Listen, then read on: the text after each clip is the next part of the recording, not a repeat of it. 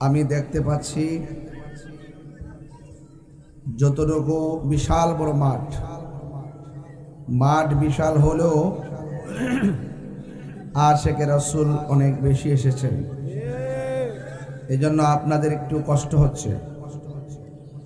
আমি পরিষ্কার আপনাদের জ্ঞাতার্থে বলতে চাই, আপনাদের কাছে আমি দুইটা জিনিস চাই। একটা হলো ধৈর্য, আর একটি হলো মনোযোগ। যার জীবনে ধৈর্য বেশি তার জীবনের সফলতা বেশি, যার জীবনে ধৈর্য কম তার জীবনে হতাশা বেশি। আমরা ধৈর্যশীল হব। আজকের এই মাহফিল আমি দেখতেছি যে মানুষ 3 গুণ বেশি হয়ে গেছে। মাঠটা আরো বড় দরকার ছিল। যারা নিচে বসে আছেন আপনারা একটু আদব নিয়ে বসুন, আর যারা সাইডে আছেন আপনারা নিজের বিবেকের কাছে আজকের এই পরিস্থিতিটা জিজ্ঞাসা করুন।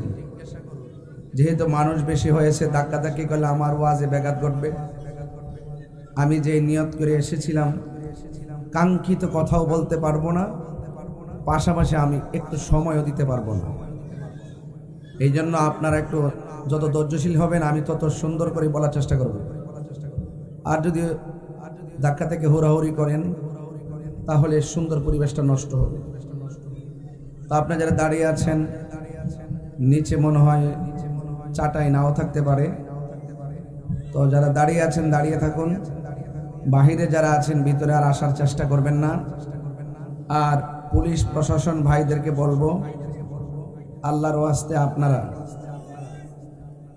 মাহফিলটাকে কন্ট্রোল এবং সৌন্দর্য রক্ষার জন্য আপনারা একটু কষ্ট করুন। বিশেষ করে মাহফিলের পিছন থেকে মানুষ আসা বন্ধ করে দেন, আর যেন কেউ মাহফিলের ভিতরে আসতে না পারে, কারণ এখানে জায়গা নেই। মানুষের অনেক কষ্ট করছে গরমের মধ্যে। সবাই একটা আওয়াজ করুন, ইজ্জতের মালিককে, হায়াতের মালিককে, মাহফিলে এনেছেন কে? যদি এই মুহূর্তে ফিলিস্তিন যেতে হয়, ইসরায়েলের বিরুদ্ধে যদি যুদ্ধ করতে হয়, আমরা এলাকাবাসী যাইতে রাজি আছে কিনা? যারা বসে আছেন আপনারা তো আছেন, যারা দাঁড়িয়ে আছেন আপনারা হাত তুলুন। আপনারা কি যাইতে পারবেন? আপনাদের হাত তোলাচ্ছি কারণ হলো আপনারা একটু শক্তিশালী মনে হচ্ছে, কারণ শক্তিশালী হলে একটু দাঁড়ায় থাকা যায় বেশিক্ষণ, ঠিক না? যারা দাঁড়িয়ে আছেন হাত তুলুন। আমরা কি ফিলিস্তিনকে ইসরায়েলের বড় বড় বাহিনীর বিরুদ্ধে যুদ্ধ করতে পারবো? আমরা কি নবীর জন্য জীবন দিতে পারবো? যারা 2 হাত তুলেছেন নবীর জন্য রক্ত দিবেন, একটু নবীর মহব্বতে মাটিতে বসেন। মাটিতে বসেন না, এদিকে বসো, এদিকে বসো, এদিকে বসো, বসুন, মাটিতে বসুন, মাটিতে বসুন। একদিন তো আপনাকে কবরে যেতে হবে। বসুন, মাটিতে বসুন, একদম মাটিতে বসুন। দেখাই দেন যে আমরা এলাকাবাসী, কথা কাছে ঠিক আছে, আমরা মুনাফিক না, আমরা মুমিন। কথা বলেন ঠিক না? একদম মাটিতে বসেন। একদিন এই ঘরটা মাটিরই হবে, আজীবন সেই ঘরে পরে থাকতে হবে। যারা 100 বছর আগে চলে গেছে তারা এখনো সেখানে পড়ে আছে, আমাদেরকে সেই জায়গাটা হাতছানি দিচ্ছে, আমাদেরকে যেতে হবে। কথা বলেন ঠিক কিনা? এই জন্য আমার ভাইয়েরা, আমার বন্ধুগণ, এবার একটু আপনারা পিছনে যারা আছেন ব্যারিকেড দিয়ে রাখেন, যেন আর কেউ ঢুকতে না পারে। আজকের মাহফিলের মহান মুর্শিদ যিনি এসেছেন, তিনি আপনাদেরকে নিয়ে মাগরিবের পর, এশারের পর হয়তো তালিম তারবিয়াত দিয়েছেন অনেকক্ষণ। নিঃসন্দেহে তিনি বিদায় বেলা আপনাদেরকে নসিহত দিয়ে সবার কাছ থেকে সবার জন্য দোয়া করবেন। আপনাদের এমপি পদপ্রার্থী তিনিও হুজুরের কাছে দোয়া চেয়েছেন। তো আপনারা যারা এসেছেন সবাই আদবের সাথে বসে পড়ুন। আপনারা বাসের ওই পাশে থাকবেন, বাসের ওই পাশ থেকে দেখবেন, বাসের ভিতরে আর ঢুকবেন না। আপনারা বাইরে যান, ওই যে যারা ভিতরে ঢুকছেন একটু ভিতরে বাইরে যান না। বাসটার বাইরে থাকলে মানুষ আসতে পারবে না, আর না হয় ভিতরে থাকলে বসতে হবে। আর আমার ওয়াজ মাহফিলের অ্যাডমিনিস্ট্রেশন খুব কড়া। আমি অত্যন্ত ভালোবাসা, বিনয়, আন্তরিকতা আপনাদের মনের মাধুরীতে মিশে আমি কথা বলি। কিন্তু আপনি যদি কথা বলেন, আমি পুলিশ প্রশাসন ভাইদেরকে বলছি আবারও, আপনারা শুরু থেকে অনেক কষ্ট করছেন, রাস্তাঘাট পিছন দিক থেকে ব্লক করে দেন, একটা লোক যেন আর মাহফিল আসতে না পারে। মাইকের আওয়াজ প্রায় 1 কিলোমিটার যায়, প্রয়োজনে আজকে না হয় রাস্তা থেকে আলোচনা শুনবে। এরপরও এত কষ্টের মাহফিল, তোমার নাম নাকি? সেলিম ইসলাম রহমানি, অনেক কষ্ট করে আমাকে দাওয়াত করেছেন এবং আমাকে আনতে গিয়ে যথেষ্ট শ্রম দিয়েছেন। আমি অত্যন্ত উদারতার ভিত্তিতে আজকে ঢাকা আহলুস সুন্নাত ওয়াল জামাতের কেন্দ্রীয় কমিটির অভিষেক ছিল ঢাকা বাইতুল মোকাররম ইম্পেরিয়াল হোটেলে। আমি সারা বাংলাদেশের একজন সাংগঠনিক সচিব হিসাবে আমাকে আজকে ওখানে থাকতে হয়েছে। এরপরে বিকালবেলা একটি সাধারণ সভা ছিল। এই মাহফিলের জন্য আমি চেয়ারম্যান মহোদয়, মহাসচিব মহোদয়কে বলে আমি এই মাহফিলে এসেছি। যেহেতু এসেছি, আমি আশা করব আপনারা ধাক্কাধাক্কি করতে পারবেন, কিন্তু আপনারা মুখের সাউন্ড করতে পারবেন না। এই মাঠটা গতানুগতিক কোনো খেলার মাঠ না। আজকে যতক্ষণ আমি কথা বলবো মাগরিবের পর থেকে এই মাঠটা আখিরি মোনাজাতের আগ পর্যন্ত এই মাঠটা হলো জান্নাতের বাগান। তাহলে সেখানে বসে আদবের খেলা ভয় এমন কাজ করা যাবে? এখন আপনারা কি চুপ থাকতে পারবেন? ইনশাল্লাহ 3 বার আল্লাহকে ডাক দিব, এরপরে জবান বন্ধ করবেন। আমি একবার বলছি, আমার অ্যাডমিনিস্ট্রেশন করা, আমি শিক্ষক থেকে বক্তা হয়েছি এবং যখন ছাত্র ছিলাম তখন থেকে টুকটাক আলোচনা করতাম। আমি টিচার ছিলাম, দীর্ঘ 9 বছর পর্যন্ত আমি শিক্ষকতা করেছি। 2009 সালে সহকারী নিবন্ধন, 2010 সালে প্রভাষক নিবন্ধন, এরপরে চাকরি নিয়েছি, বেতন তুলছি, আমার ইন্ডেক্স ছিল। আম্মা বলছে, তুমি যেহেতু ওয়াজ করবা, রাত্রেবেলা না ঘুমাইলে দিনের বেলা ঘুম কষ্ট হবে, মাদ্রাসায় গিয়ে ভালো করে ক্লাস করাইতে পারবো না। তো ক্লাস করাইতে না পারলে তো এইগুলো তো আসলে ছাত্রদের ভবিষ্যৎ কি হবে? তুমি একটা কাজ করো, একটা পথ বাইচা নাও। আমি তোমার বলছি, তুমি ওয়াজটা বাইচা নাও, চাকরিটা ছেড়ে দাও। আমি আমার মার কথা চাকরি ছেড়ে দিছি। এখন দেখলাম যে মার দোয়া যে কবুল হয়, এটা কিন্তু সত্য ভাই। এই পৃথিবীর সবার দোয়ার মধ্যে স্বার্থ আছে, কিন্তু মা বাপের দোয়ার মধ্যে কোনো স্বার্থ। 3 বার আমার আল্লাহকে ডাক দিবেন, আল্লাহ আল্লাহ আল্লাহ ইয়া রাসূল আল্লাহ। চুপ থাকবেন ভাইরা আমার। মনে হবে যে আমি কথা বলছি, চোখের পলকে ঠান্ডা। কোরআন এমন একটা জিনিস, হুব্বে মোস্তফা এমন একটা জিনিস। এখানে হাজার হাজার মানুষ, এতক্ষণ আপনারা অস্থির ছিলেন, আপনি ঠান্ডা হয়ে গেলেন।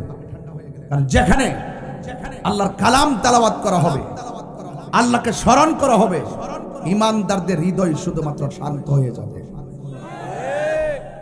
আর মুনাফিকদের হৃদয় অশান্ত থাকবে। আমরা কি মুনাফিক না মুমিন? সন্দেহ আছে? নাই। একটু নীরব থেকে আমার কথাগুলো বলবেন, শুনবেন আমার ভাইয়েরা। আমি আপনাদেরকে আর কথা না বলি প্লিজ। আশা করি আপনাদের কাজ আর লাগবে না। যারা স্বেচ্ছাসেবক আপনারা কথা বলবেন না। ইদানিং দেখা যায় তাবারক দিতে গেলে মাহফিলে যারা তাবারক গ্রহণ করবে তাদের চাইতে যারা দেয় তারা বেশি কথা কয়। এই জন্য আমরা বেশি কথা বলবো না। ইমানদাররা 3টা গুণ আছে। এই ছেলে, আপনাদেরকে বলছি, এখানে কথা বলছেন কেন? বলছি না যে স্বেচ্ছাসেবক লাগবে না, অটোমেটিক ঠিক হয়ে যাবে। কারণ আমি এই এলাকায় পা দিয়ে বুঝতে পেরেছি আপনারা নবীর আশেক, কোরআনের আশেক, আমার মাওলার আশেক। আশেকদের সামনে যখন সেই মনিবের প্রেম তুলে ধরা হবে, আশেক কি কথা বলতে পারে? আশেক কি আওয়াজ করতে পারে? আমি প্রশাসন ভাইদেরকে আবারও বলছি, রাস্তাঘাটটা বন্ধ করে দেন। আমি আলোচনা করছি, আপনারা শুনুন। বলুন, হায়াতের মালিক কে? ইজ্জতের মালিক কে? মানুষ যখন মারা যায় 3 দিন পরে তার নাকের গোড়াটা পচে যায়, ভিতর থেকে পোকামাকড় প্রথম এই দিক দিয়ে বের হয়, প্রথম সুন্দর চেহারাটার মধ্যে অ্যাটাক করে। এই জন্য বলছি চেহারা নিয়ে গর্ব করো না। আপনার সে সুন্দর চেহারাটা একদিন জীর্ণ শীর্ণ হয়ে যাবে। বলুন পরিবর্তনের মালিককে। আমি আজকেও বলেছি, প্রবীণদের যুক্তি নবীনদের শক্তি একত্রিত করে সারা বাংলাদেশে বিভাগ টু বিভাগ, মহানগর টু মহানগর, জেলা টু জেলা, উপজেলা টু উপজেলা আহলুস সুন্নাত ওয়াল জামাতের কার্যকর কমিটি বাস্তবায়ন করতে হবে। আমার জামালপুর একমত আছেন না নাই? থানার নামটা কি? মাদারগঞ্জ। মাদারগঞ্জ থানা, মডেল থানা। আমরা একমত আছি না নাই? এই কমিটি করতে রাজি আছি না নাই? আপনার এলাকায় যদি আবার কখনো কমিটি করতে আসি, আপনারা কি সহযোগিতা করবেন? জামালপুরবাসী সহযোগিতা করবেন? আমরা আহলুস সুন্নাত ওয়াল জামাত, ঠিক কিনা বলেন? আহলুস সুন্নাত ওয়াল জামাত প্রতি পাড়ায় পাড়ায় গঠন করতে গিয়ে আমি একা পারবো নাকি আপনাদের সহযোগিতা লাগবে? আপনাদের এলাকার সুন্নিয়ত আপনারাই ধরে রাখবেন, আপনার ঘর আপনি ঠিক রাখবেন। আমি কি ব্রাহ্মণবাড়ি থেকে বারবার আসতে পারবো? আমি যখন আপনাকে বলবো আপনি কমিটি করুন, আপনাকে প্রশ্ন করতে পারেন এটা কোন কমিটি? হ্যাঁ, এটা আহলুস সুন্নাত ওয়াল জামাতের কমিটি। যদি বলেন এটার প্রতিষ্ঠাতাকে, আমি বলবো রহমাতুল্লিল আলামিন। কথা বলেন ঠিক কিনা? আলাইকুম বিসুন্নতি ওয়া সুন্নাতিল খুলাফায়ে রাশিদিন আল মাহদিয়িন। রাসূল বলেন আমার পথ, আমার সাহাবায়ে কেরামের পথ মতকে যারা ধরবে তারাই হলো হেদায়েত প্রাপ্ত। আর এই দলটা হলো আহলুস সুন্নাত ওয়াল জামাত। কথা বলেন ঠিক কিনা? তাহলে আমি আপনাদের সহযোগিতা চাই। আপনার এলাকায় এলাকায় কমিটিগুলো করবেন। কেন করবেন? প্রশ্ন করবেন যে হুজুর আপনি যে সংগঠনের সাংগঠনিক সচিব হইছেন, সারা বাংলাদেশ কমিটি করবেন, এই কমিটির কাজ কি? আমি পরিষ্কার ভাষায় বলতে চাই, এই কমিটির কাজ প্রধানত থাকবে 4টা।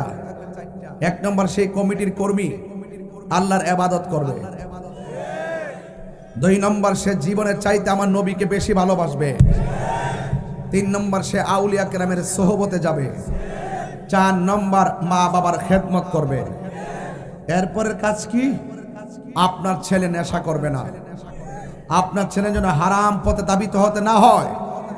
এবং এই শুধু আমি কেন, আহলুস সুন্নাত ওয়াল জামাতের আরো জনপ্রিয় উলামায়ে কেরাম আছে। ওই উলামায়ে কেরাম আপনার এলাকায় যখন কমিটি হবে, ওই উলামায়ে কেরামদেরকে আপনি এলাকা পেতে অনেক সহজ হবে। আজকে যিনি এসেছেন তিনি আমাদের একজন অভিভাবক, আমাদের দিক নির্দেশক, তিনি একজন মুর্শিদ, তিনি একজন পীর, তিনি একজন সুদক্ষ সাংগঠনিক। সারাটা জীবন এই শান্তির জন্য, সুন্নিয়তের জন্য ত্যাগ তিতিক্ষা দিতে দিতে শেষ সময় আসছে। এরপরও তিনি এখনো নওজোয়ানদের মতো সুন্নিয়তের কাজ করছে। কথা বলুন ঠিক কিনা? সেলিম আমি শুনেছি মাদ্রাসা করেছে, করবে। এখানে সামনে মনে হয় করবে না?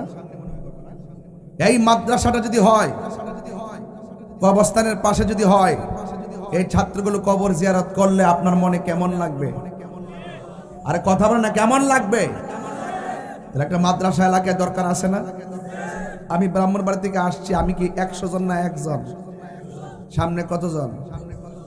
100 জন। তুই তো গণ এবারস না বেটা, এর লেগে বেশি মাদ্রাসা লাগবো। 1-2 শিখবার লাগে, 1-2 যদি এই অবস্থা হয়, আলিফ বা তাসার কি অবস্থা? এতগুলো মানুষের 100 জন বলে পাগল নাকি রে? আমার আপনার আওয়াজ করে কোন ইজ্জতের মালিক কে? নীরব। এবার আসেন আরেকটু সামনে যাই। আমার সামনে হাজার হাজার মানুষ, আমার মনে হয় পিছন থেকে আমাকে দেখে না, শুধু আওয়াজগুলো শুনতেছে। এখান থেকে মিনিমাম, এখান থেকে শেষ মাথা পর্যন্ত প্রায় 300 হাতের কাছাকাছি হবে। না, মানে প্যান্ডেলটার কথা বলতেছি। তো রাস্তাঘাট দেখেছি হাফ কিলোর মতন মানুষ, ঢোকার মতো কোনো রাস্তা নাই। এটা কি তাহিরির জন্য আসছে না নবীর জন্য? তাহিরি যদি নবীর সম্মান না গাইতো আপনারা কি আসতেন?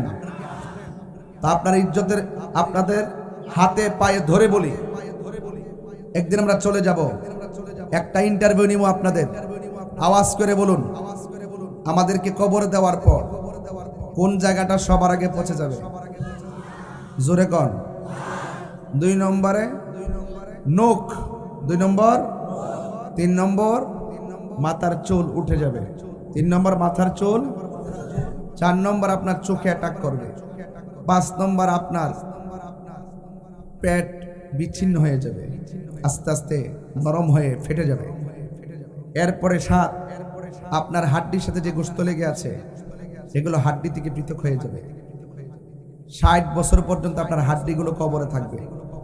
60 বছর পরে মাটি করে দেখবেন হাড্ডিটাও নাই। বলেন এত সুন্দর দেহটা নিঃশেষ করে দিল কে?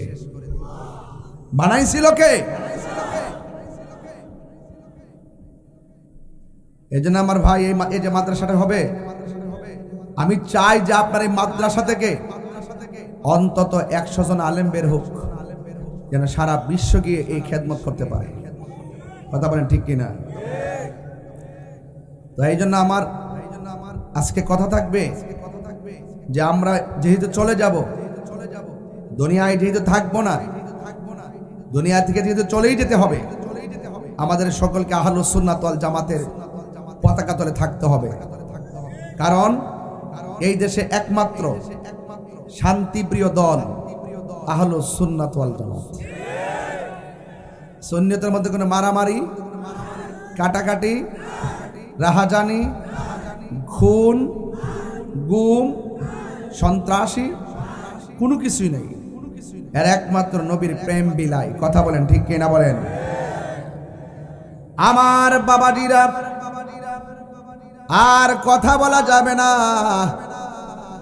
যতক্ষণ আমি আপনাদের সামনে কথা বলবো। ভালোবাসার নিয়ত নিয়ে সবাই মনোযোগ সহকারে বসে যান। আপনাদের কাছে আমার অনুরোধ থাকবে, আমি তাহিরি আজকে যখন যেখানেই যাই,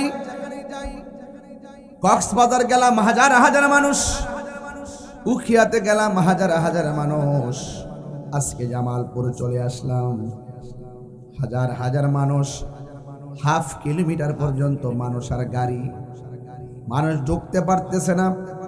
থানার প্রশাসন হিমশিম খাচ্ছে। এরপরে এত ধাক্কা ধাক্কির ভিতরে হঠাৎ করে মনটাকে ঠান্ডা করে দিল কে? এই জন্য আমার ভাইয়েরা, আল্লাহ রাব্বুল আলামিন আমাদেরকে টেন্ডারবাজি করার জন্য পাঠাই নাই, রাহাজানি করার জন্য পাঠাই নাই, মারামারি করার জন্য পাঠাই নাই। আল্লাহ রাব্বুল আলামিন আমাদের সবাইকে এই দুনিয়ায় পাঠিয়েছেন একমাত্র আল্লাহর গোলামি করার জন্য। আল্লাহ রাব্বুল আলামিন কোরআনের মধ্যে বলে দিয়েছেন, ওয়া মা খালাকতুল জিন্না ওয়াল ইনসা ইল্লা লিয়াবুদুন। আল্লাহ রাব্বুল আলামিন বলেন, আমি মানুষ এবং জিন জাতিকে সৃষ্টি করেছি একমাত্র আমি আল্লাহর গোলামি করার জন্য। আপনারা জবান খুলে কোন গোলামির মধ্যে সর্বোত্তম গোলামি হলো নামাজ। আফদালুল ইবাদত সালাত, সর্বোত্তম ইবাদত হলো নামাজ। কিন্তু আমার যুবক ভাইরা, ইবাদত কবুল হওয়ার জন্য পূর্ব শর্ত হলো আমার নবীর মহব্বত। আপনারা জবান খুলে বলেন, নবীর মহব্বত আমরা চাই কি চাই না? আমার বাবারা, আমি বলেছিলাম আল্লাহ বলেছেন ওয়াল আসর, আল্লাহ বলেন আসরের কসম, ইন্নাল ইনসানা লাফি খুসর, নিশ্চয়ই মানুষ ক্ষতিগ্রস্ত, ইল্লাল্লাযিনা আমানু ওয়া আমিলুস সালিহাত, যারা ঈমানদার এবং যারা নেক আমল করে, এই মানুষগুলো সারা পৃথিবীর মধ্যে যত মানুষ আছে সবাই ক্ষতিগ্রস্ত। আপনারা জবান খুলে বলুন, আমাদের ঈমানকে ধরে রাখার দরকার আছে না নাই? আর বড় করে আছে না নাই? আজকে খবর নিয়ে দেখেন, ঈমান ডলারের কাছে বিক্রি হয়ে যায়, ঈমান টাকার বান্ডেলের কাছে বিক্রি হয়ে যায়। কিন্তু সুন্নি জামাত যারা, এদেরকে টাকা দিয়া ঈমান কিনতে পারবে না। কথা বলেন ঠিক কিনা? এই জন্য আমার বাবাজিরা, আমি প্রায় মাহফিলে বলি, এই পৃথিবীর সব শেষ। আমার নবী, আপনার নবী বলেন, এই পৃথিবীটাকে আল্লাহ সুন্দর করে সাজাইছে। এমন একটা সময় আসবে পৃথিবীটা লয় হয়ে যাবে। আল্লাহ রাব্বুল আলামিন কোরআনের মধ্যে বলে দিয়েছেন, কুল্লু মান আলাইহা ফানি ওয়া ইয়াবকা ওয়াজহু রাব্বিকা যুল জালালি ওয়াল ইকরাম। কোরআন শরীফ পড়লে কি আপনাদের কাছে খারাপ লাগে, কষ্ট লাগে? সাউন্ডটা চিকেন করে একটা ইকো সেটআপ দিয়ে রাখেন, লড়াইয়ান না সাউন্ড। হ্যাঁ বাবারা আমার, অনেক যুবক ভাইরা কষ্ট করে বসে আছেন। আমি আবারও তেলাওয়াত করছি, আওয়াজটা যেন জোরে হয়। রাজি আছেন সবাই? আরো বর্গ রাজি আছেন সবাই? কুল্লু মান আলাইহা ফান ওয়া ইয়াবকা ওয়াজহু রাব্বিকা যুল জালালি ওয়াল ইকরাম।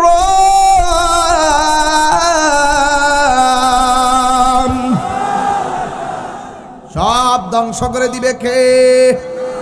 আরো বড় করে বলে কে? যিনি ছিলেন, তিনি আছেন, তিনি থাকবেন। জবান খুলে কোন তিনি কে? আল্লাহর কি ঘুম আছে? আরে কথা কন না কেন? আল্লাহর কি ঘুম আছে? আল্লাহর কি তন্দ্রা আছে? আল্লাহর কি নিদ্রা আছে? এই জন্য যার তন্দ্রা নাই, নিদ্রা নাই, তিনি হলো খালেক। আর যার তন্দ্রা আছে, নিদ্রা আছে, তিনি হলো মাখলুক। আল্লাহ রাব্বুল আলামিন বলেন, লা তাআখুযুহু সিনাতু ওয়ালা নাওম। আল্লাহ হলো তিনি যার তন্দ্রা নাই, যার নিদ্রা নাই। এই জন্য আল্লাহর সমকক্ষ পৃথিবীর কেউ না। আপনারা জবান খুলে বলেন, সেজদা পাওয়ার মালিক কে? এটা যে বলছে এটা কারণ আছে।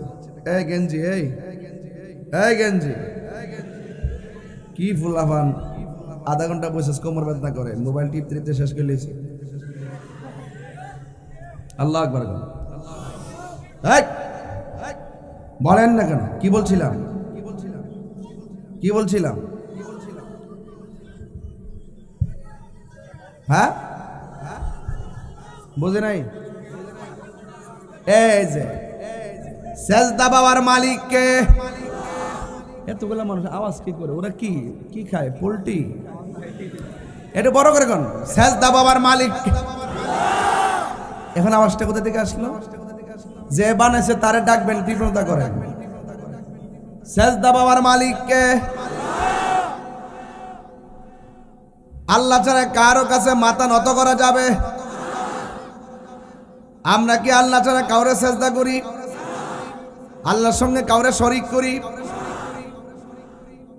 আমরা দেশের অনেক মানুষ কদম বসিও বুঝে না, সেজদাও বুঝে না। মাথা নোয়াইলে কয় সেজদা। মাথা নোয়াইলে কি সেজদা হয়? পরীক্ষা যাবো, মারে সালাম করলে কি সেজদা হইব? আমরা মারে সম্মান করি, মা জানি না নাকি খোদা জানি না? তুমি মুশরিকে ফুদা দো কিনলে গে? হ্যাঁ টিয়া পাইলে উল্টাইলে না? আচ্ছা তুই বালা চালাকি। আজকে অনেক পাগল হয়েছি রে। ওয়াজ আজকে করুন যাইবো, দেখা যায়। আমরা এলাকার ফুলা মানে ওয়াজ বুঝে। মারে সালাম করলে কি সিঁড়ি কইব? মারে ভাওয়াদের সালাম করলে সিঁড়ি কইব? মাথা নইলে সিঁড়ি কইব? আমাদের দেশের কিছু ইউটিউব মৌলবী আছে। কি মৌলবী? ইউটিউব মৌলবীগুলো ফতুয়া দিয়া যখন কইছে যে মারে ফাউদের সালাম করেন যাইতো না, এর আগে আমার যখন মার আমরা সালাম করি, স্কুলে গেছি, মাদ্রাসায় পরীক্ষা হলে গেছি, পাস করছি, মেধা ভালো হইছে, মার দোয়া করে দিছে। আর এখন ফুলাভান ক মার সালাম না করি জায়গা ক ইউটিউব মৌলবীরে কইছে এটা শেষ দেওয়া জায়গা, মাথা নুয়ান যেত আল্লাহ ছাড়া কারো কাছে, এইগুলো কয়ে কয়ে যা। এই জন্য ম্যাক্সিমাম ছাত্র দেখবেন লেবেন্টিস মার্কা। মার দোয়া থাকলে মেধা থাকতো, কথা বলেন ঠিক কিনা বলেন? সেজদা বাবার মালিককে। মাজারে গিয়ে কি আমরা সেজদা করি? আল্লাহর ওলির দরবারে গিয়ে কি সেজদা করি? সেজদা করি কাকে? মাজারে গিয়ে কি করি বলেন? কি করি? আর বড় করে কি করি? জিয়ারত করা কি হারাম না সুন্নত? এই আওয়াজ সবাই বলে না কিন্তু। মাজারে গিয়ে জিয়ারত করা এটা কি হারাম না সুন্নত? এবং এমনকি এই এলাকার একজন সাধারণ একটা আদনা কবর, যেই কবরটা সেই কবরটাও যাইয়া জিয়ারত করা হারাম না সুন্নত? তো এই জন্য রাসূল বলছেন আমি তোমাদেরকে কবর জিয়ারত করতে অনুমতি দিলাম, কারণ কবর জিয়ারত করলে দিলটা নরম হয়, আখিরাতের কথা স্মরণ হয়। তো আজকে দেখেন তোরে মা বাপ থেকে শুধু দূরে সরাই দিছে, জিয়ারতরে বেদাত হারাম বলতেছে। ওলি আল্লাহর মাজারে যাওন যেত না, গিয়া গেলে শিরিক হয়ে যাবো গা। হ্যাঁ, আপনারা আওয়াজ করেন আমরা কি মাজারে যাই সেজদা করি? তাইলে আমরা কে মাজার পূজারি বলে কেন? উত্তর দেন। এক কথা কন, তাহলে বলে কেন? এর মানে হলে এরা বলার উদ্দেশ্য হলো যেহেতু এই দেশে বিশাল বড় একটা সুন্নি গোষ্ঠী, এই দেশে ওলি আল্লাহরা ইসলাম আনছে, আনছে কিনা বলেন? এই দেশে ইসলাম আনছে কারা? আল্লাহর ওলিগণ ইসলাম আনছে। আনার পরে এই বাংলাদেশ কি হয়ে গেছে? বাংলাদেশের জমিনটা কি হয়ে গেছে? ধন্য হয়ে গেছে। 360 আউলিয়া জোরে কোন মারহাবা কোন গেলে এই জমিন ধন্য হয়ে গেছে। ম্যাক্সিমাম কি হিন্দু না মুসলমান? কত পার্সেন্ট? 94। কত পার্সেন্ট জিয়ারত করি? তাইলে বোঝা গেল যারা ওলি আল্লাহর পক্ষে, যাদের কারণে এই ভূমি আলোকিত হইছে, এই জমিন ধন্য হইছে, ওলি আল্লাহর প্রেমিকরা হইল এই দেশের মালিকানাধীন। আর যারা ওলি আল্লাহর বিরুদ্ধে অবস্থান কইরা ওলি আল্লাহর মাজারকে ভাঙ্গার জন্য ষড়যন্ত্র করে, এরা হইল দখলদার। এরা কি দার? দখলদার। এই জন্য আমি বলবো দখলদারদেরকে বলবো, এটা জায়গা জমির কথা বলছি না, এটা বলতেছি যে সিন্নি খাইলেন কার দ্বারা? মোল্লা চিনলেন না। এদেশে ইসলাম আনছে আল্লাহর ওলিগণ। এক কথা কন ঠিক কিনা কন? এত সহজ জিনিসটা যদি আপনি মেনে নেন তাহলে আমিও মেনে নিলাম। হাতে হাত রাখুন, বুকে বুক রাখুন। হয়তো আমাকে আপনি বুঝে আপনার দলে নেন, আর না হয় আপনি দলে আমাদের দলে, আপনি বুঝে আমার দলে আসেন। আমরা যদি একজন একজনকে ছাড় দেই, এই কনসেপ্টগুলো যা অপব্যাখ্যা করেন, আমি মাইক দিয়ে এগুলো বলতাম না আগে, এখন বলি। ভাবলাম যে পুরো বললে বলছে, দেখলাম যে এগুলো বলতে বলতে দুইটা পাঠ হয়ে যাচ্ছে। ওলি আল্লাহ আমার বাপের সম্পদ না, ওলি আল্লাহ সবার সম্পদ। শাহজালাল ইয়ামনি শুধুমাত্র আমার না, শাহজালাল ইয়ামনি আপনারও। তাইলে ওই মাজারের মধ্যে জিয়ারত করতে যাবেন, আপনারা তো যান, তাইলে অযথা আপনারা মাজার বাজারে কোন কেন? কয় এখানে গান হয়, এখানে নাচানাচি হয়, এখানে গাঞ্জা খায়, এখানে মদ পান করে, এখানে নাচানাচি করে। আচ্ছা ভাই কোথায় করে? কয় এমুকের মাজার করে। কে করে? করে। তো আপনি ধরেন, আপনি তাহলে ধরেন যেই ব্যক্তি অন্যায় করবে, মাজারের আশেপাশে গাঞ্জা খাবে, মদ খাবে, জুয়া খেলবে, নেশা করবে, ও আপনার জুতা তুল্লা তার গালের মধ্যে চাপাটি মারে দেন, গাছের মধ্যে বাঁধা রাখেন, মাজার থেকে বেঁধে রাখেন, প্রশাসনকে খবর দেন, তাকে জেলখানায় পাঠিয়ে দেন। তাহলে আপনি মাজার বাঁধবেন কেন?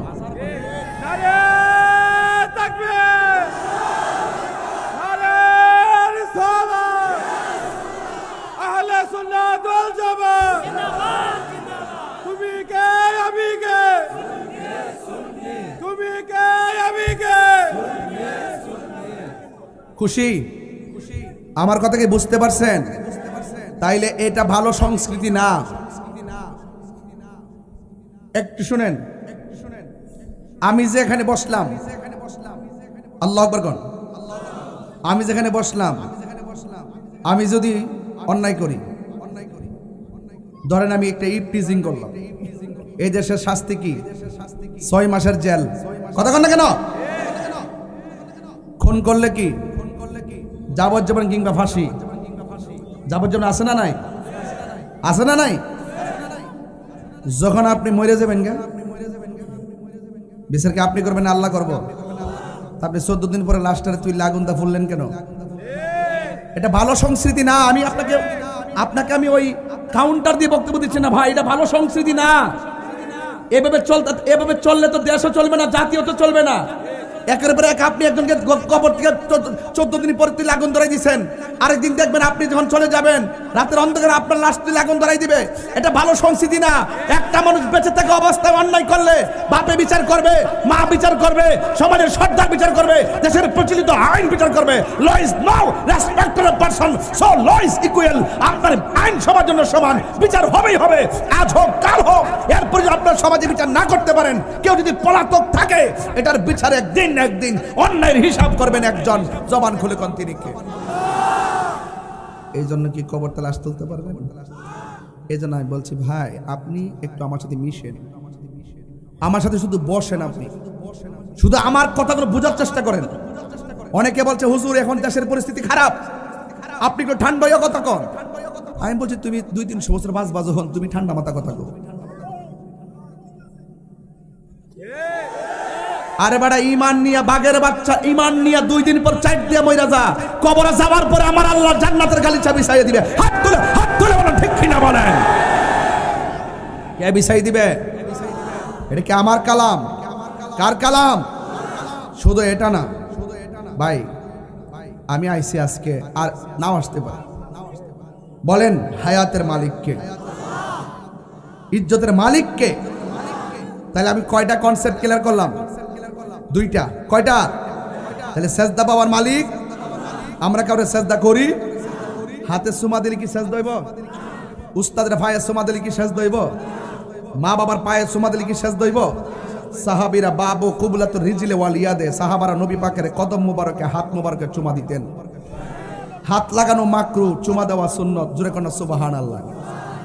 আপনি দলিল মানতেন না? দলিল মানতেন না? সেজদা কারে কয় আর ভক্তি কারে কয়? সেজদা কারে কয়? জিয়ারত কারে কয়? ইবাদত কারে কয়? মোহাব্বত কারে কয়? সোহবত কারে কয়? খেদমত কারে কয়? এই ওয়াজগুলো দেওয়া হয় কিন্তু এগুলোর জন্য। আঙ্গদেশের মধ্যে এই হাকিকতে ভিতরে ঢুকে কেউ ওয়াজ করে না।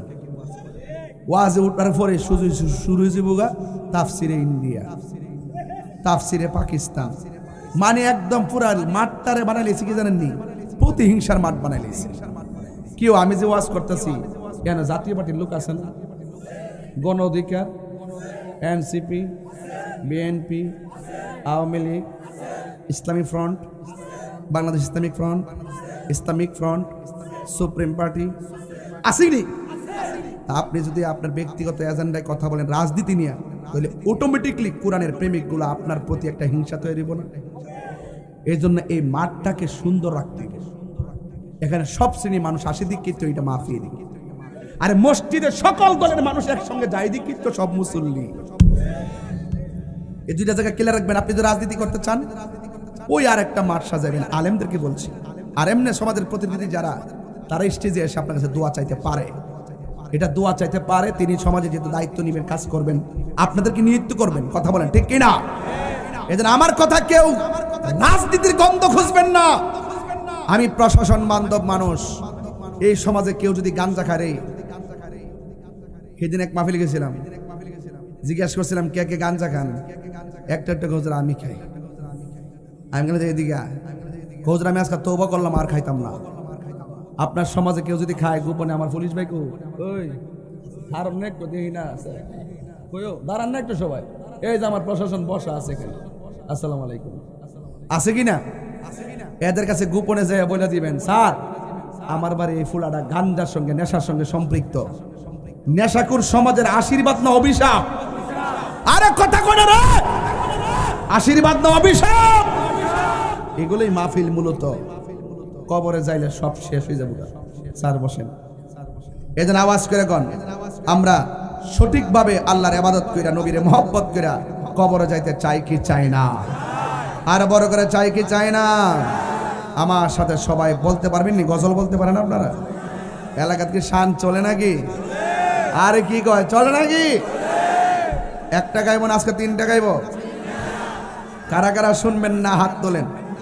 ওই 7-8টা তুলছে দেখা যায়, এরা জোশের উপর তুলে লাইছে আর কি। সবাই আমার সাথে পড়েন, তুমি জীবন তুমি মরণ, আধার ঘরে তুমি আপন, তুমি জীবন তুমি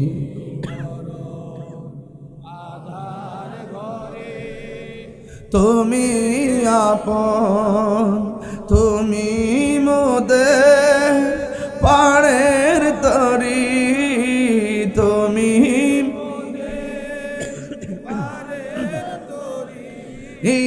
তুমি নিদানে কোরআনে ওয়ালা ইয়া রাসূলুল্লাহ, লা ইয়া রাসূলুল্লাহ মিবাল্লা ইয়া রাসূলুল্লাহ, তুমি মোদের আশার আলো, তাই তো তোমায় বাসি ভালো, তুমি মোদের আশার আলো, তাই তো তোমায় আর হৃদয় নামের ফুলদানিতে, হৃদয় না গেতে রেখেছি প্রেমের মালা, ইয়া রাসূলুল্লাহ ইয়া হাবিবাল্লাহ, ইয়া রাসূল ইয়া হাবিবাল্লাহ, ইয়া রাসূলুল্লাহ,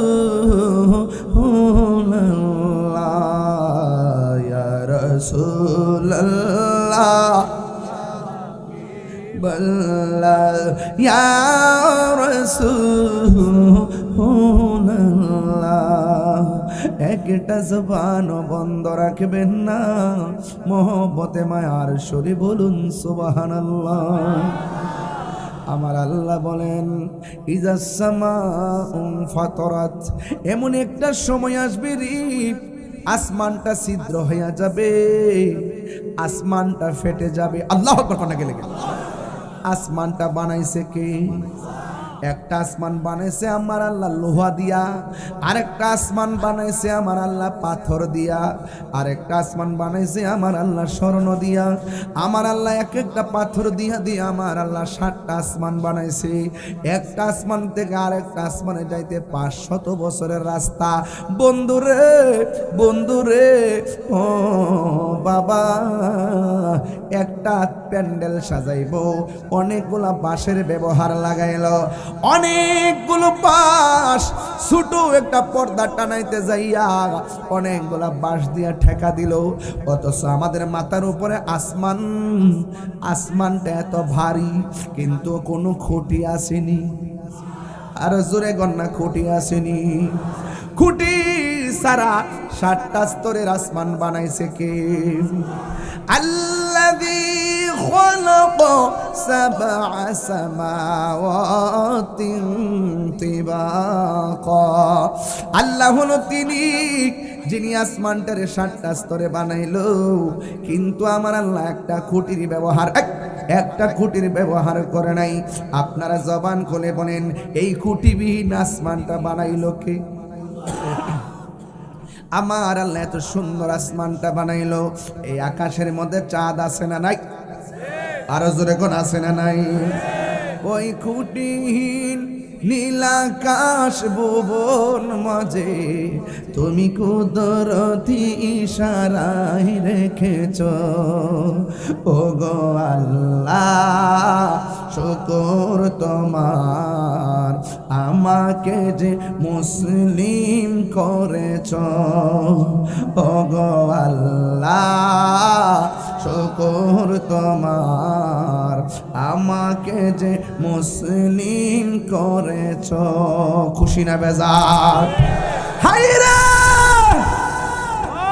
হে আমার যুবক, কি ভাষায় ওয়াজ করব? এত সুন্দর আসমানটা আল্লাহ বানাইতে যাইয়া দিনের বেলা চলার জন্য একটা সূর্য দিল, রাতের বেলা আসমানটার সাজাইতে যাইয়া অনেক তারকা দিল রে বাবা। এরপরে আমার আল্লাহ সূর্য লাগাইয়া চাঁদ লাগাইয়া দিল। এত সুন্দর আসমান, আল্লাহ বলেন ইজা সামাউ ফাতারাত, আমি আল্লাহ আসমানটার ছিদ্র করে দিব। কই ওয়া ইদাল কাওয়াকিবু তাসারাত, আসমানের মধ্যে সুন্দর সুন্দর তারকা আছে, এক একটা তারকা পৃথিবীর চাইতে বড়। আল্লাহ কয় পৃথিবীর মানুষ মানুষ মানুষ, কই আমি আল্লাহ ওয়া ইজাল কাওয়াকিবু তাসারাত, আসমান থেকে তারকাগুলো খুলে খুলে পড়ে যাবে। এরপরে কি হবে জানোনি? কই ওয়া ইজাল কবর বুসিরাত, কবরের ভিতরে যত মানুষ গেছে রে, একদিন কবর থেকে বের হয়ে আইব রে।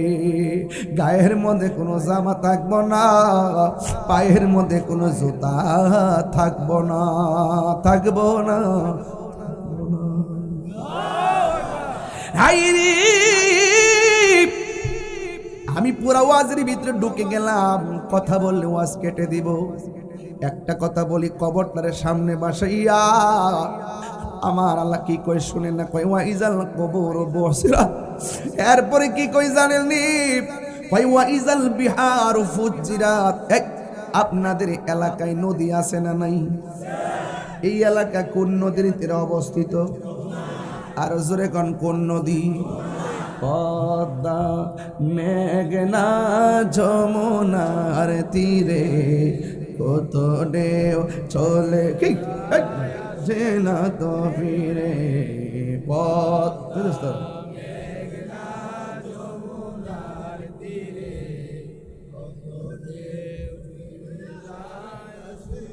বলেন না, এই পদ্মা মেঘনা যমুনার তীরে কত যে চলে যায়, আসে না তো ফিরে। একদিন আমিও হারিয়ে যাব, আসব না কভু ফিরে। এই পদ্মা মেঘনা যমুনার তীরে কত ঢেউ চলে যায়, আসে না তো ফিরে। চারজন চার কাঁধে করে নিয়ে যাবে আমায় আপন ঘরে। চারজন চার কাঁধে করে নিয়ে যাবে আমায় আপন ঘরে। বড়ই পাতার গরম জলে শেষ বিদায় দিবে সবজনা। মরণের কবরে রাজা এত কঠিন সইতে আমি পারিব না। জুরি জুরি কি সুবহানাল্লাহ বলা যাবে না? এই দুনিয়ার জমিনে পাহাড় আছে না নাই? আল্লাহ বলেন ওয়াল জিবালা আওতাদা, আমি আল্লাহ পাহাড়গুলো দিয়ে জমিনটারে পেরেক মা। কিসের মাথা নিচু নামাই? কিসের মোবাইল টিপার সময় মাথা নিচে নামাজ না বেড়া। যিনি মাথা নিয়ে বাইরে রাখিবে মনে করে যে ফেসবুক চালাইতেছে। আমার দিকে তাকায় দেখেন, কিসের আবার কি? আমি যে জায়গায় যাইতেছি আপনাদেরকে নিয়ে, আমি শুধুমাত্র ওয়াজ করে চলে যাব না। আজকে আল্লাহর কাছে বলবো, পিসাব হুজুর দোয়া করবে আমাদের জন্য। আজকে আমরা যেমনে পাশাপাশি বসছি, এভাবে যেন জান্নাতের ভিতরে নবীর কদমে থাকতে পারি, চাই না?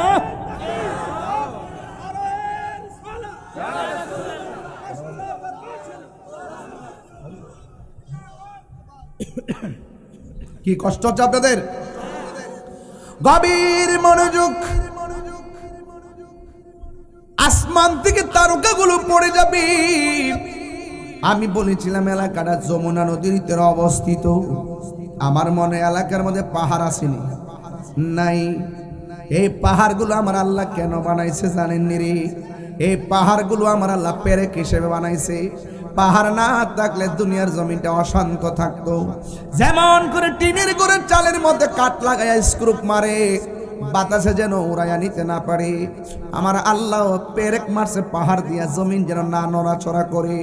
বন্ধুরে বন্ধুরে ও বাবা, এই পাহাড়গুলা কিয়ামতের আগে উড়াল মারবে। ইয়াউম ওয়াতাকুনুল জিবালু কালহিনিল মানফুস, এই জমিন থেকে পাহাড়গুলা উড়ে যাবে। এরপরে মানুষগুলোর কি অবস্থা হবে? আল্লাহ রাব্বুল আলামিন ডাক দিয়ে কয়, ইয়াউমা ইয়াকুনুন নাসু কাল ফারাশিল মাবসুস।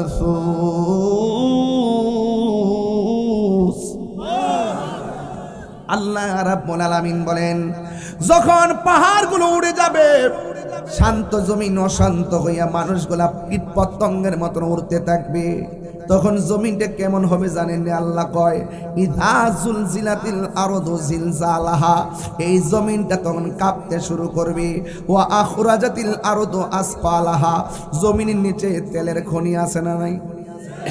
আরো জোরে কো আছে না নাই? জমিনের নিচে কয়লার খনি আছে না নাই? আল্লাহ বলেন কিয়ামতের দিন যেদিন হবে, ওয়া আখরাজাতিল আরদু আসফালাহা, জমিন তার বোঝাগুলো বের করে দিবে। এরপরে তোমার আমার কি হবে জানোনি? ওয়াকালাল ইনসানু মা লাহা, মানুষ বলবে কি হইল? জমিনটা কেন নাচতেছে? আসমানটা কেন কাঁপতেছে? তারকাগুলো কেন খুলে খুলে পড়ে যাচ্ছে? জমিনটা এমন ভাবে কাঁপতে শুরু করবি। আল্লাহর হাবিব বলেন কম্পনটা কেমন বুঝাইতে যাইয়া বলতেছেন, যদি কোনো মায়ের পেটের ভিতরে 3 মাসের বাচ্চা থাকে, গর্ভবতী 3 মাসের বাচ্চা যদি থাকে পেটের ভিতরে, ওই পেটের ভিতর থেকে সন্তানটা ডেলিভারি হইয়া নিচে পড়ে যাবে। শুধুমাত্র তাই নয়, ওই পেটের ভিতরে যদি 6 মাসের বাচ্চা থাকে, জমিনটা এমন ভাবে কাঁপবেন। কাঁপার বর্ণনা দিতেছেন আমার নবী, কয় মায়ের পেটে 6 মাসের বাচ্চা থাকলে বাচ্চাটা ডেলিভারি হয়ে যাবে। 7 মাসের বাচ্চা থাকলে বাচ্চাটা ডেলিভারি হয়ে যাবে। এখন প্রশ্ন হলো, হুজুর ডেলিভারি কেমন? আমরা তো বুঝি না। বেটা হইলে মারা যায় জিগা, আম্মা আমি যখন তোমার পেটের মধ্যে ছিলাম ডেলিভারির ব্যথাটা কেমন ছিল? মা কইব, পুত্রে ওই সময় অনেকবার কইছি একটা ছুরি পাইতাম যদি, এমন ব্যথা আমার করছে, হাতের মধ্যে যদি আমি ছুরিটা থাকতো আমার জীবনটারে আমি শেষ করে দিতাম, আমার জীবনটারে আমি শেষ করে দিতাম। এমন অনেক মা আছে সন্তান ডেলিভারির সময় সন্তান ওয়া করে কান্দে, আর ওই দিক দিয়া মা দুগিনী দুনিয়া থেকে বিদায় হয়ে যায়। এমন ইতিহাস এলাকায় আছে না? না, এই জন্য আমার বাবা মার জীবনে জিজ্ঞাসা করছুনি, ও মা আমার জন্মের সময় দাইমা ছিল কেডা? দাইমারে জিজ্ঞাসা করো, দাইমা গো তুমি যে আমার মার প্রসবের সময় ঘরের ভিতরে দরজা লাগাইয়াছিলা, তখন আমার মা কিতা করছে? তখন দাইমা কইব, তোর মা কতবার যে বেহুশ হয়েছে হিসাব নাই, যেইভাবে লাথি মারছ মারে বেহুশ করে ফেলাইছ। এই জন্য আমার বাবা মাহফিল শুধুমাত্র হাসি তামসার জায়গা না রে। আজকের ওয়াজ থেকে বাড়িতে ওয়াজ নিয়ে যাবেন। আমি ওয়াজের শুরুতে বলছি মার দোয়ার কারণে আমি আজকে বক্তাগিরি করি। চাকরি বাকরি ছাইরা দিয়েছি, তখন কিন্তু মাঠে এমন ছিল না, কোনো রকম ভাবে কিছু মাহফিল করতাম। এরপর চাকরি পাইছি সোনাই সোহাগা, মা কয়ে চাকরি ছাইরা দাও। তখন মনে মনে ভাবছিলাম চাকরির পেনশন হয় 60 লক্ষ টাকা 30 লাখ টাকা। আরে মা কইলো এমন একটা চাকরি ছাইরা দেওয়ার জন্য, মনে মনে ভাবছিলাম যে বেতন মাসে মাসে পাইছি। আর যুবক মার কথা চাকরি ছাইরা দিয়া মনে করছি লস করছি। না রে না, মার কথা শুন না, শুটকির ভর্তা দিয়া ভাত খাইলেও মনের মধ্যে শান্তি লাগে। কথা বলেন ঠিক কিনা? মাগো তোমার মতো লই না কেহ, আমায় কুলে টানি। মাগো তোমার মতো লই না কেহ আমায় কোলে টানি আঁচল দিয়ে মুছে নাকি তিনবার গো আল্লাহ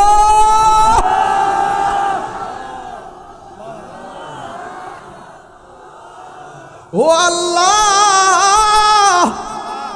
আমার মা বেঁচে আছে বাড়িতে গিয়ে বাঁচলে মারে দেখবো কিন্তু এখানে অনেক কপাল পোড়া আছে যাদের মাও নাই যাদের বাপও নাই এ আমার এলাকাবাসী সন্তানটা মাদ্রাসাটা হইব কইছে এখনো হয় নাই রে এখন থেকে নিয়ত করেন পোলাডার এই মাদ্রাসায় পড়াবেন মাদ্রাসায় ভর্তি করাবেন এই পোলা যখন চোখের পানি ফেলাইয়া কবরের পারে যাইয়া দোয়া করবে ওই চোখের পানির উসিলাই মা বাবার কবর জান্নাত হইতে পারে কি পারে না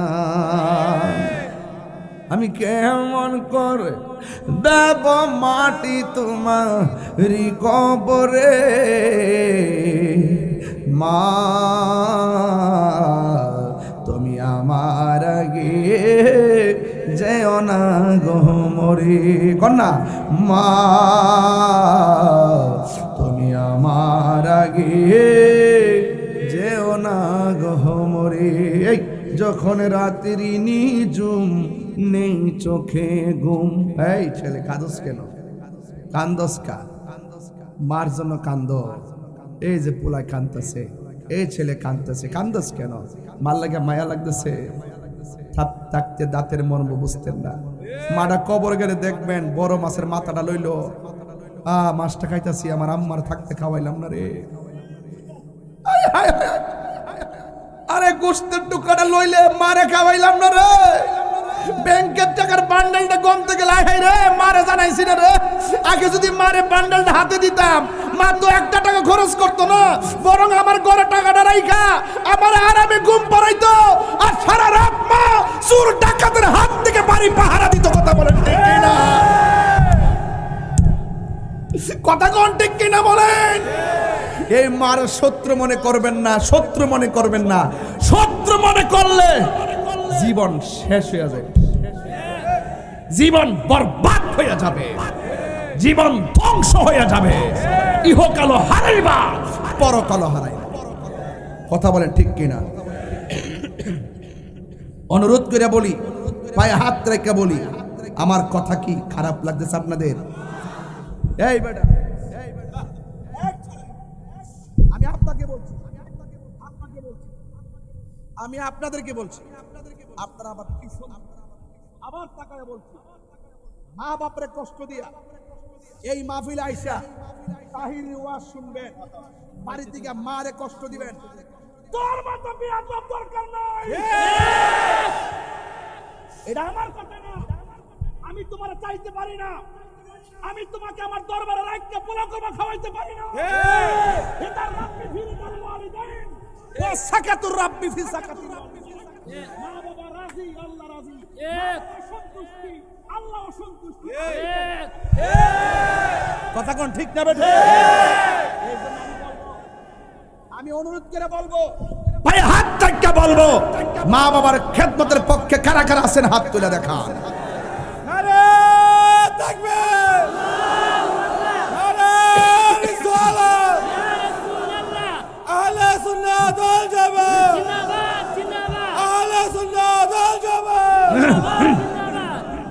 আল্লাহু আকবার জোরে বলেন আমার কথা কি আপনারা কষ্ট নেবেন কষ্ট নিতেছেন আল্লাহর ওয়াস্তে মার ফাওয়াদের মাপ চাইতে রাজি আছেননি যাই কবেন আব্বা ও আব্বা কন্যা আব্বা কন্যা তো মুগ্ধা বাপ পায় না তো এই বাপটা সরকারি চাকরি করে না 2000 টাকার বেতনও পাইছে না ধানটা লাগাইছে ধানগুলা তুলছে চাউল বিক্রি কইরা তোরা লেখাপড়া করাইছে কাপড়ের টাকা দিছে রেজিস্ট্রেশন ফি দিছে ফর্ম ফিলের টাকা দিছে আবার বিদেশ যাওয়ার নাম 6 লাখ টাকা দিছে একটা বাদে জিগাইলেন যে আব্বা 2000 টাকা বেতন ভানা টাকাটা পাইলেন কো অথচ সন্তান যখন কাজে লাগিয়া যায় বড় অফিসার হয়ে যায় 1 লাখ টাকার বেতন পাওয়ার পরও মা বাপের টাকার হিসাব দেয় না আল্লাহর গজব পর্বতর কপালের উপরে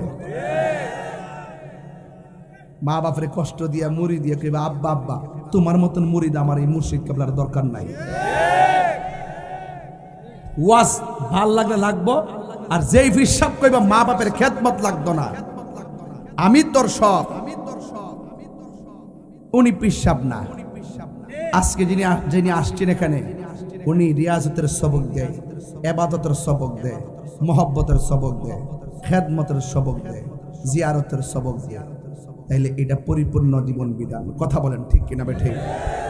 কোরআন সুন্নাহর আলোকে তিনি যা বলছেন এগুলোর সাথে কি কোনো সাংঘর্ষিক আছে? তাইলে বলেন মা বাবার খেদমত আমরা চাই কি চাই না? আরো জোরে চাই কি চাই না? আপনাদের মোবাইলে লাইটটা জ্বালাই দিবেন। লাইটটা যেভাবে আলোকিত, জ্বালান না কেন? মোবাইলে লাইটটা জ্বালান না কেন? জ্বালাইছেন? সোজা করেন। মোবাইলের লাইটটা যে জ্বালাইছেন জায়গাটা কি অন্ধকার না আলোকিত? তো মার সাথে মোহাব্বত থাকলে, মারে সম্মান করলে, বাপের সম্মান করলে ঘরটা কি অন্ধকার না আলোকিত? হাত লাগান। মা কেন এত দামি জানে না সকলে, বলো মা কেন?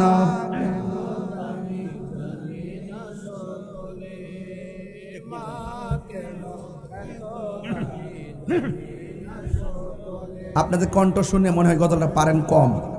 মা কেন এত দামি জানে না সকলে, আহা জানতো যদি পড়তো দেখে কোরআন হাদিস খুলে। একটি হজের সওয়াব মিলে, একটি মাকে একবার দেখিলে, মা গেল এত দামে জানে না সকলে। জুরি জুরি কি আল্লাহু আকবার বলা যাবে না? ইয়া রাসূলুল্লাহ বলেন না কেন? বলেন মা, বলেন মা। মা বাবাকে কোনোদিন দুঃখ দিব না, এই কথা কি মুখ দিয়া বললেন নাকি অন্তরে? তাইলে আমি আজকে আইসা আমার কলিজাটা ঠান্ডা হইছে। আমি এমনভাবে এত পরিশ্রম, 3 দিনে 6 ঘন্টা ঘুমাই নাই, কিন্তু আজকেও ঘুমাইতে পারি নাই ভালো করে। এরপর আমি এসেছি, মনে হচ্ছে যে আমি একদম জেতা মানুষটা ভালো করে একদম উদার মনে কথা বলতেছি। তবে এতটুকু আমি সার্থক হব যদি আপনারা মার সেবা করেন। কথা বলেন ঠিক কিনা? 3 মাসের বাচ্চা পড়ে যাব, 6 মাসের বাচ্চা পড়ে যাব। এখন স্বামী জিজ্ঞেস করব, তোমার নিজ দিয়ে রক্ত ঝরতেছে কেন? সন্তান বলবো কিভাবে রক্ত কেন? ওয়াকালাল ইনসানু মা লাহা, ওয়াকালাল ইনসানু মা লাহা, ওয়াকালাল ইনসানু মা লাহা, ওয়াকালাল ইনসানু মা লাহা। কি হলো? কি হলো? আসমানটা কাঁপতাছে কেন? জমিনটা নাচতেছে কেন? পাহাড়গুলা তোলার মতো উঠতেছে কেন? মানুষগুলো ওইরা কোথায় যায়? মা কোথায় যায়? চোখের পলকে মা ছিটকাই যাবে, চোখের পলকে বাই ছিটকাই যাবে, কেউ দেশ থেকে দেশান্তরে ছিটে যাবে।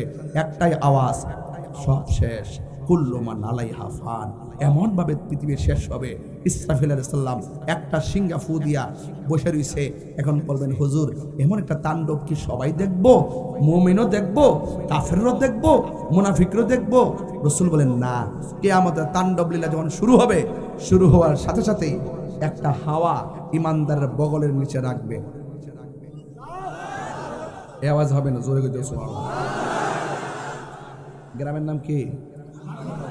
হ্যাঁ, হাটমাগুরা। হাটমাগুরা আজরাইল আইসিনি? আইসে না? দেখছেন না আপনারা? দেখেন নাই? একটা হলে বেঈমানের মরণ, আর একটা কতক্ষণ না, একটা বেঈমানের মরণ, আর একটা বেঈমানের মরণ আর ইমানের মরণ, ইমানদারের মরণ কি এক? তাইলে কিয়ামতের ময়দানে দেখবেন ইমানদাররা এই তাণ্ডব লীলা উপভোগ করবে না। রাসূল বলতেছেন পৃথিবীর এক প্রান্ত থেকে একটা হাওয়া আসবে, হাওয়াটা এসে বগলের নিচে লাগার সাথে সাথে ইমানদার মায়ের স্তন থেকে দুধ পান করলে যেমন ঘুমায়া যা, ইমানদারে এমনভাবে দুনিয়া থেকে বিদায় হয়ে যাইব। তইলে বোঝা গেল কানা দাজ্জাল আইসা তোমার কইব কি তা জানি গায়ে আমার আল্লাহ মান। নাউজুবিল্লাহ 3 দিন পরে কোন না? হ্যাঁ, তো এখন এই যে একটা ছেলে আইসে না, হ্যাঁ প্রথম থেকে খালি এমনি চাইতে, মানে এই দুনিয়াতে আছে যে আমার কাছে মনে হইতেছে না। এই বেটা, এই তুমি কথা কোনা কি লাগে? তোমার কি মন খারাপ? আর কথা মন খারাপ? আল্লাহু আকবার কও। এই যে এখন ঠোঁটটা লড়ছে। কই জানি গেছিলাম অস্ট্রেলিয়া, দার্জিলিং, দার্জিলিং একটা চোখ কানা, একটা চোখ, হ্যাঁ আমার আল্লাহ মান। অনেকে মানলে কি তুইব, মানলে ব্যস্ত পাইবি, ঠিক আছে নাউজুবিল্লাহ কোন গেলে। আবার আরেকটা কাছে হ্যাঁ আমার আল্লাহ মান, হ্যাঁ তোরা মানতাম গেলে কানার ঘরের কানা, তোরা মানতাম দূরে। তোর কপালের মধ্যে 3টা আরবি লেখা দেখতেছি, কাফারা, তুই কাফের, তুই আমার আল্লাহ না। তখন দাজ্জাল তারে কাইট্টা লাইব, আগুনে ফালাই দিব। সাহাবার কি ইয়া রাসূলুল্লাহ, ওই মুহূর্তে তো আমরা অনেক ব্যথা পাবো, আগুনে ফালাই দিলে।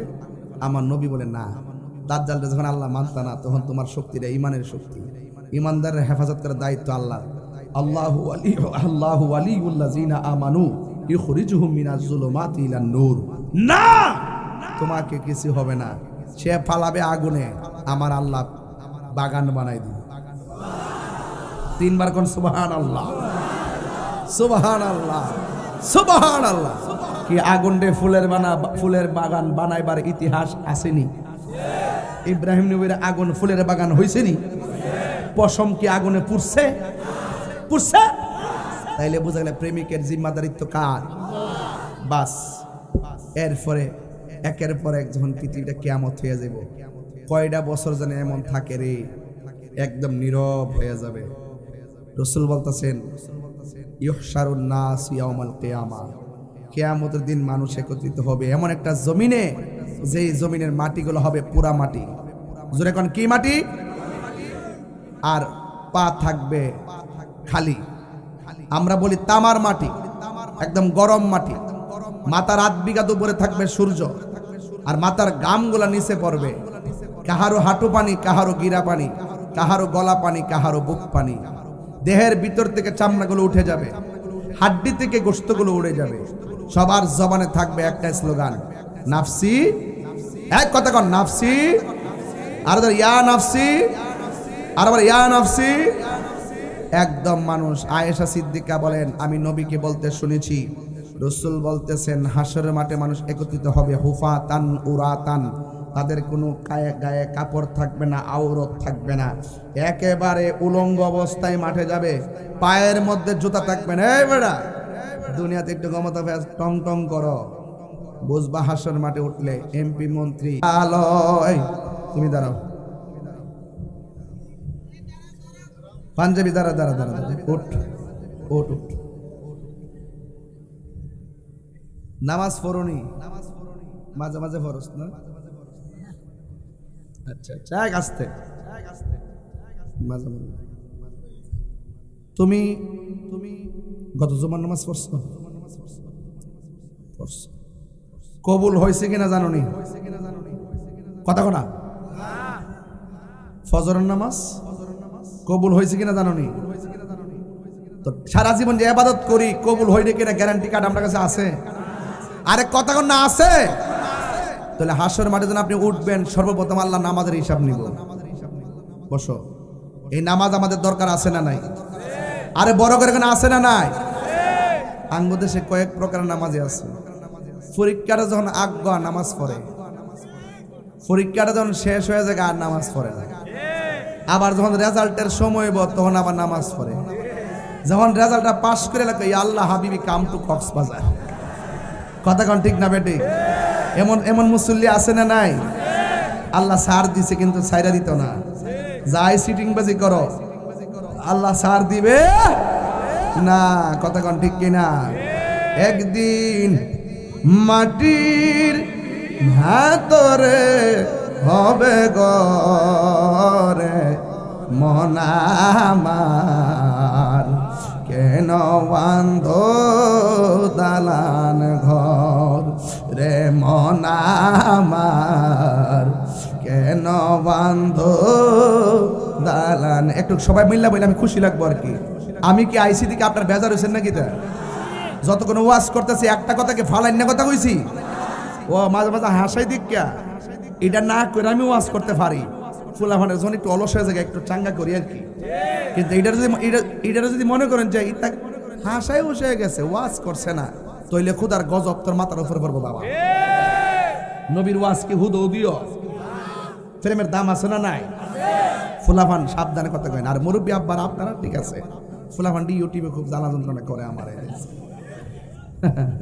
বলেন একদিন মাটির রে মন আমার কেন রে মন আমার কেন বান্ধ দালানে ঘর, এই প্রাণ পাখি উড়ে যাবে পিঞ্জর ছেড়ে, ধরা ধামে সবই রবে তুমি যাবে চলে, প্রাণ পাখি উড়ে যাবে ধরা দাম সবই রবে তুমি, বন্ধু বান্ধব যত বন্ধু বান্ধব যত হয়ে যাবে সবই তোমার পরে, মন আমার কেন বান্ধ দালানে ঘর, রে মন আমার কেন বান্ধ একদিন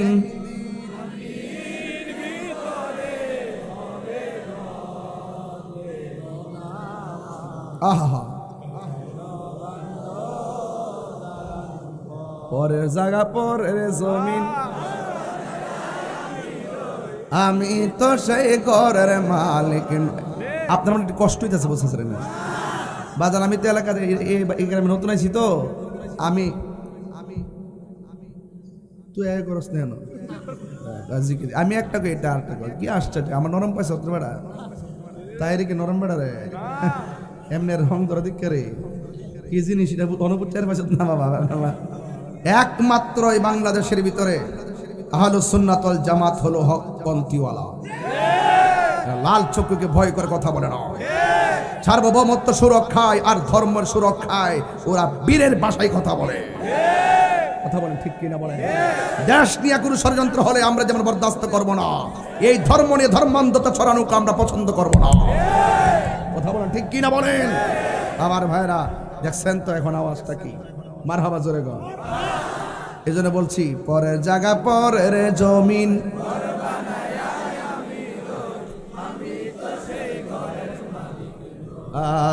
পরের জায়গা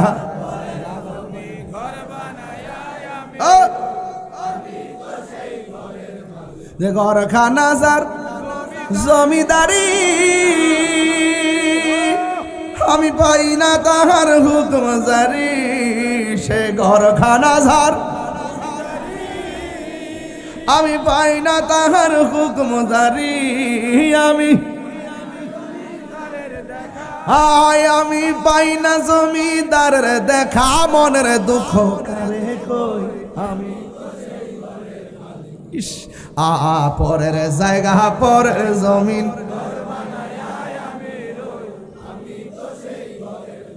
জমিদারের ইচ্ছা মতো দেই না জমি চাষ, তাই তো ফসল ফল না আর দুঃখ 12 মাস, জমিদারের ইচ্ছা মতো দেই না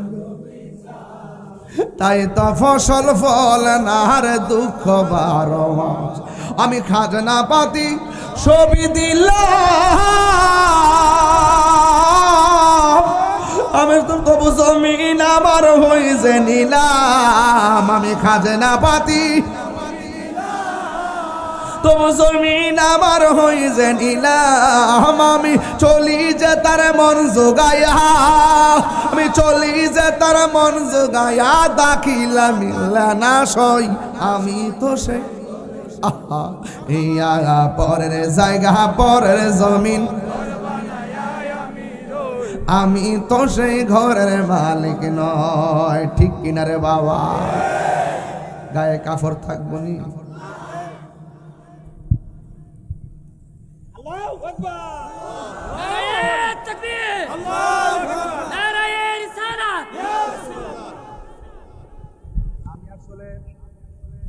আস্তে। আমি মূলত অনেক জার্নি করে আসছি, একটু মাঝে মাঝে দাঁড়াচ্ছে, একটু ভালো লাগছে। আপনার খারাপ লাগছে? আসরের মাঠে কিছু মানুষের পেট হইব গড়ের মতো, কাল বুয়ুতিন গড় সময়ের মতো এমন বড় হইব 1 ইঞ্চি সামনে যেত না। কথা কোন ঠিক নেই? রাসূল জিজ্ঞাসা আল্লাহ এটা কারা? কই এটা এটা কি কর? আরো জোরে। সুদের সাথে আমার কোনো সম্পর্ক আছে? সুদ খাওয়া কি হালাল না হারাম? একবার আমার কো হুজুর এখন কিন্তু সুদের ওয়াজ করেন না, আমারে ক আর মানুষ পাইছে না। আমি 19 বছর ধরে সুদের বিরুদ্ধে ওয়াজ করতেছি, এ আমারে নতুন নতুন হাত তুলে বল, ঠিক কি না বল? এই বেটা, নেশা করা কি হালাল না হারাম? মাদক, ইয়াবা, হাত উঠে না কি লেখা? হাতে গজব পড়ছে হাতের মধ্যে। ইয়াবা, ফেন্সি, ডেন্ডি, সুদ, ঘুষ, চুরি, ডাকাতি, দুর্নীতি, খুন, গুম, হারামের সাথে আমরা সম্পর্ক আছে?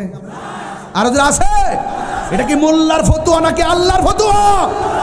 আল্লাহর ফতোয়া বলতে গিয়ে যারা মানুষকে ভয় করে কথা বলে, এরা মুমিন হতে পারে না, ওরা মুনাফিক। কথা বলেন ঠিক না?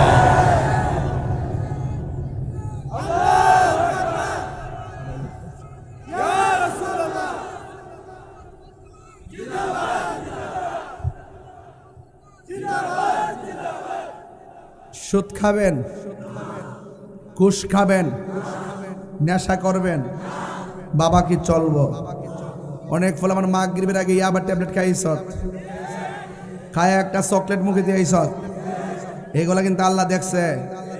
যা খাইলে খাইছে অসুবিধা নাই, খাইলে আর দরকার না, বাদ খাইলে খাইছে যা বাদ। আজকে থেকে ওয়াদা করেন আর জীবনে বাবা খাবো, ইয়াবা খেলে কি তাও, নেশা করলে কি তাও, এর জীবনটা শেষ। এর মা বাপ যে ফেটার একটা স্বপ্ন দেখছে, স্বপ্নটা শেষ। সামাজিক মূল্যবোধ শেষ, এর ভবিষ্যৎ শেষ। লাস্টে রাস্তা যারে দেহের আব্বা 10টা টাকা দেন বলতে বলতে গড় যায় আপনি ডুহে বর গিয়া আম্মা সাল্লা বাধ্য। কারণ নেশাখোরের কোনো ধর্ম, নেশাখোরের মাথা ঠিক। এই যে নেশাখোর যখন মারা যায়, মানুষকে ভালোইছে, গান 2টা মরছে। তাহলে বোঝা যায় নেশাখোর রে সামনে ডরাইয়া কিছু না কইলো, গোপনে মানুষে তারে বদনাম কয়। কথা বলেন ঠিক কিনা? নেশাখোর সন্তানের কারণে বাপ চেহারা দেখাইতে পারে না, নেশাখোর ভাইটার কারণে বোনটার ইজ্জত বাঁচে না, নেশাখোর সন্তানের কারণে মার স্বপ্ন ভেঙ্গে টুকরা টুকরা হয়ে যায়। আজকে থেকে ওয়াদা, খাইলে খাইছেন আমার অসুবিধা নাই, এখন ওয়াদা করেন আর খাবো। বলেন বন্ধ। ঠুটটা লারাস না বাবা, হ্যাঁ বাবা। আরে বন্ধ, আমি বাবা বলে আপনারা বন্ধ করবেন।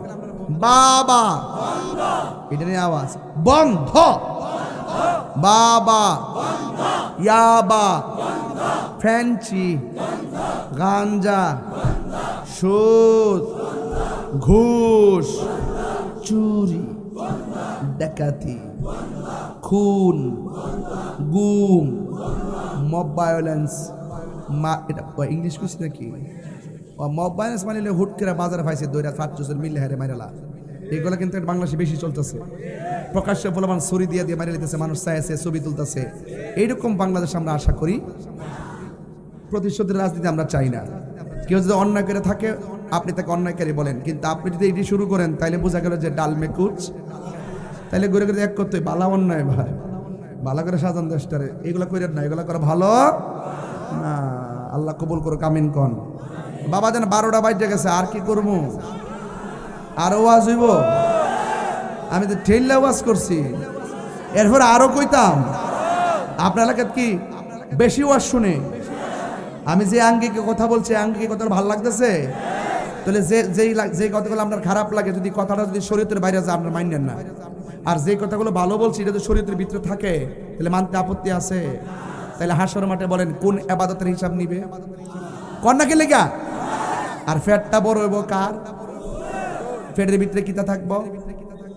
হাইয়া, সাপ। পেটের ভিতরে কি থাকবে?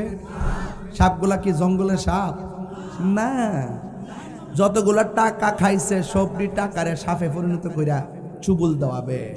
তখন আর উজাবাদ্যা হইতা না, হালি কেবা কারণ হের ফেট তুলে তো লড়তারে না। কথা কোন ঠিক না বেটি? জ্বালা জোরাই না, আরে বাপরে বাবা, এমন গ্রাম তো জীবনে পাইছি না রে। মুখটার থেকে টান্দা লইয়া জায়গা। এখন যাক বাবার মারা কিশোর গ্যাং চলবো, বড় ভাই যদি কয়াতে করে কিছু টিহা দেবে হেরে ফালাই দিয়া যাইবে, খুনের বাগডা নিবনি না নন লাগবো, যে খুন করবো যে হুকুম দিব দুই দিয়ে ঠান্ডা খাইব। কথা কন ঠিক না বেটি? বাঁচার রাস্তা